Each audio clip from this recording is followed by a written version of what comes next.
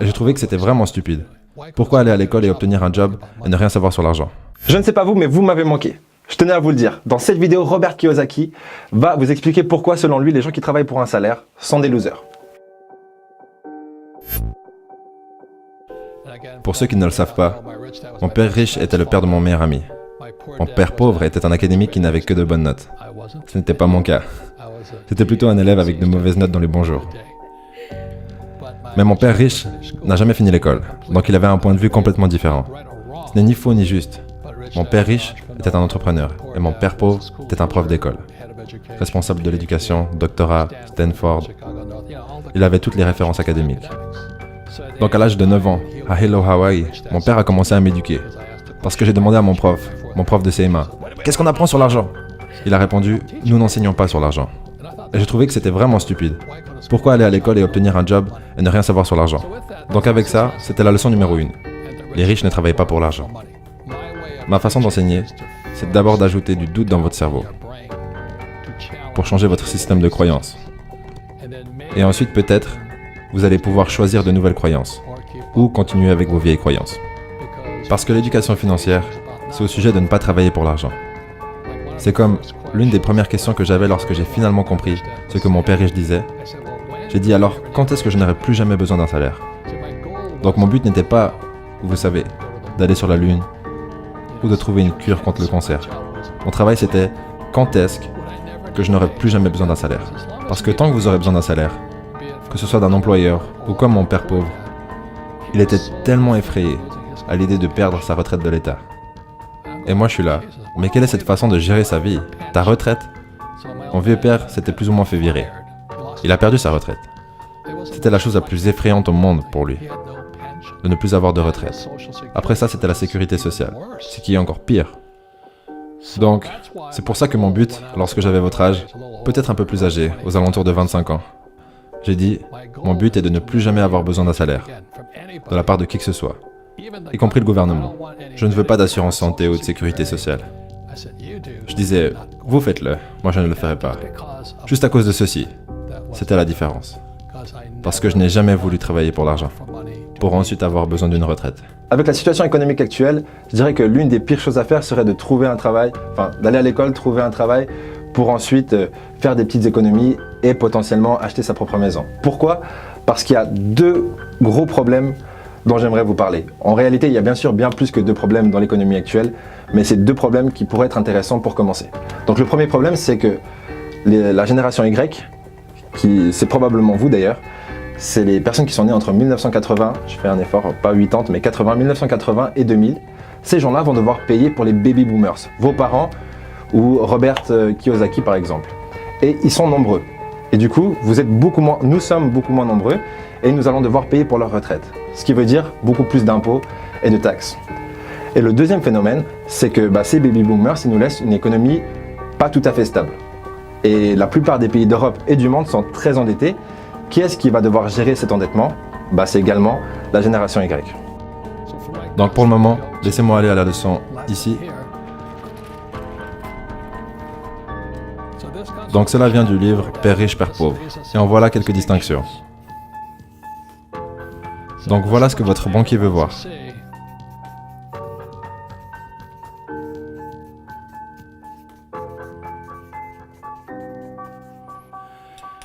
Et fondamentalement, le problème que la plupart des gens font, c'est qu'ils vont à l'école pour obtenir un travail. Et ils travaillent ici. Donc ça concerne les pauvres, la classe moyenne et ces gens. Et on en parlera tout à l'heure. Mais votre première ligne dans les dépenses, c'est les taxes. Juste dernièrement, le président Trump a dit qu'il y aura des réductions d'impôts. Il n'y avait pas de réduction d'impôts pour ces gens. Comme vous le savez, les règles sont toujours écrites pour les riches. Je n'ai pas écrit les règles. Vous pouvez être énervé envers moi, mais ce sont les règles. Les riches créent les règles d'or. Celui qui possède l'or crée les règles. Donc les réductions d'impôts allaient pour les gens qui possèdent des avoirs ici. Vous en apprendrez plus un peu plus tard. Mais c'est pour ça que je travaille. Donc je travaille pour, numéro 1, je suis un entrepreneur. Je veux des entreprises. J'ai de multiples entreprises. Et je n'y travaille pas. Comme vous le savez, vu que vous travaillez ici, vous ne me voyez jamais. Parce que je ne travaille pas pour un salaire. Ensuite, il y a l'immobilier. L'immobilier, c'est bien pour plusieurs raisons, à travers lesquelles nous passerons, mais la première raison, c'est les dettes. J'utilise beaucoup de dettes pour acheter mes biens immobiliers, et je ne paie pas de taxes. Voilà le lien à faire ici. Ensuite, c'est tout ce qui est papier. Et c'est les économies, les actions boursières, les fonds mutuels, les ETF. Je n'ai rien de tout ça. Je n'économise pas d'argent. Je ne joue pas avec ça. Mais c'est ce que la plupart des gens font.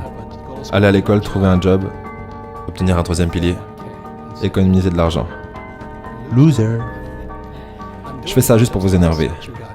Parce que peut-être vous y réfléchirez. Parce que je n'ai pas créé les règles. Mais ce sont les règles. Ces gens-là payent le plus de taxes. Et c'est ceux qui travaillent le plus. Et en dernier, il y a les commodités. 4 classes d'avoirs différents. Donc les commodités sont... Numéro 1, c'est l'or. 2, c'est l'argent, le pétrole, les terres, l'eau, la nourriture. Donc, c'est pour ça que je travaillais. Quand j'ai fini l'école, au lieu d'aller travailler pour un salaire et de travailler pour de l'argent, mon éducation devait aller au-delà d'obtenir un travail. Ce que j'avais un bon travail. Je devais maintenant... En fait, quand j'ai quitté l'école, la chose sur laquelle je me suis concentré en premier, c'était les commodités. En 1972, j'ai commencé à acheter de l'or. C'était illégal pour les Américains de posséder de l'or. Est-ce que vous pouvez imaginer ça? En 1972. Aujourd'hui, vous avez Bitcoin. C'est différent, ok?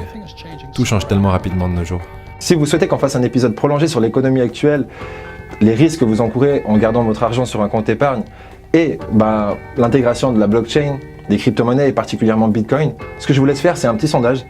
Cliquez sur le petit i, pendant que je vous parle, vous pouvez le faire, et laissez-nous savoir si ça vous intéresse ou pas. On ne le fait pas si ça ne vous intéresse pas, on le fait si ça vous intéresse. Et ensuite, je suis passé dans l'immobilier. Pourquoi? Parce que je peux utiliser des dettes pour acheter de l'immobilier. Et vu que j'utilise des dettes, je ne paie pas de taxes. Et en troisième, j'ai commencé mon business, mon premier vrai business. J'ai eu beaucoup de petits business étant jeune, mais mon premier vrai business, c'était un portefeuille de surfeurs en nylon et velcro. Et c'est devenu directement international. Le problème, c'était que j'étais un idiot. Donc le business est monté et il est redescendu. Ce qui m'a maintenu en vie, c'était ça et ça. Donc vous pourriez me dire, mais pourquoi tu ne travailles pas pour l'argent? Et on va répondre à ça après. Ce que je ne veux pas, c'est ce qu'on appelle un salaire. Je veux des entrées d'argent.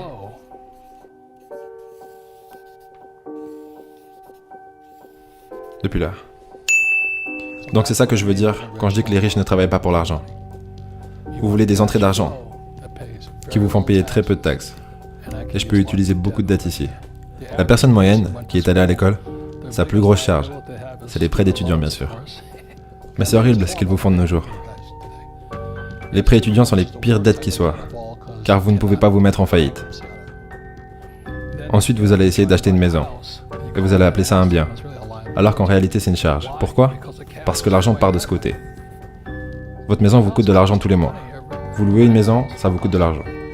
Ok? Ensuite, vous aurez besoin d'avoir une jolie voiture. J'en avais une. Donc le problème avec la plupart des jeunes, c'est qu'ils vont à l'école et ils trouvent un job. La plupart d'entre eux sont endettés par des prêts d'étudiants. Après, ils essaient de se marier, acheter une maison, une voiture. Et après, ils ont des dettes de carte de crédit. Mais ils n'ont jamais la chance d'arriver ici. Donc quand je dis que les riches ne travaillent pas pour l'argent, je n'ai jamais voulu dépendre d'un salaire, que ce soit d'un employeur ou du gouvernement. Je voulais être un être humain libre. Mais si vous avez un job, vous êtes taxé. Si vous engagez des employés, ils vous donnent des allègements fiscaux. Regardez Amazon par exemple, qui cherche un nouveau siège. Give a little bit. Give a little bit of your love to me. Tous les gouvernements veulent leur donner un siège. S'il vous plaît, venez en Inde. S'il vous plaît, venez au Canada. Pourquoi? Parce qu'ils apporteront des employés. Et les employés payent des taxes. C'est la même chose avec Tesla. Je crois qu'ils ont reçu 50 milliards ou quelque chose du genre de la part de l'État du Nevada parce qu'ils apportent des employés. Je pense que l'un des plus gros dilemmes qu'on subit en tant qu'individu, c'est le choix entre la sécurité et la liberté. Mais les deux sont trop contradictoires pour les avoir les deux en même temps, en premier lieu en tout cas. Parce que soit vous allez profiter d'une sécurité sociale, par exemple, mais du coup vous n'allez pas être libre de vos actions, vous allez devoir agir et faire certaines choses, ou soit vous allez profiter d'une liberté totale, mais par contre le système ne va pas vous payer pour être libre. Et vous allez devoir créer votre propre valeur, vous-même et votre propre sécurité avec le temps. Ma question, peu importe, je parle trop, ma question c'est de savoir qu'est-ce qui vous aspire le plus, la liberté ou la sécurité, et de choisir l'un des deux et de ne pas rester au milieu parce que du coup vous allez être des hypocrites. Donc c'est pour ça que lorsque vos profs vous disent d'aller à l'école et de trouver un job, vous vous dites « Je pense que je vais penser un petit peu différent cette fois. » Mais vous aurez besoin d'un job. Mais vous voulez un job pour l'expérience. Voilà la différence. En ce moment, on pourrait parler de ça. Un autre problème, c'est Bitcoin, le dollar et l'or. Lequel est le meilleur? J'ai 5 trucs à vous dire, ça va aller très vite, vous savez pourquoi? Parce que j'en ai marre et j'ai chaud. Ok, premier point, si vous voulez connaître ma préférence entre le Bitcoin, l'or et l'argent, tout ce que vous avez à faire, c'est aller découvrir ma dernière publication Instagram. Deuxième point, les tirages au sort pour le concours Motivart avec 3 tableaux de motivation à gagner se feront parce qu'il y a 3 tirages au sort à la fin du prochain épisode. Troisième point, je vous donne rendez-vous sur audible.fr pour découvrir la version longue de cette vidéo avec Robert Kiyosaki et le livre Père riche, Père pauvre qui rentre facilement dans mon top 5 des livres préférés. Et le point 4, il y a énormément de personnes qui nous contactent et avec Ludo on essaie de trouver des solutions pour répondre à tout le monde. On vous en reparlera. Et le 5e point, et le plus important, c'est de vous dire que je vous aime. Ça n'est pas très honnête, mais ça l'était. Au prochain épisode. Oubliez les politiciens. Les politiciens sont là pour vous donner l'impression que vous avez la liberté de choisir. Vous ne l'avez pas.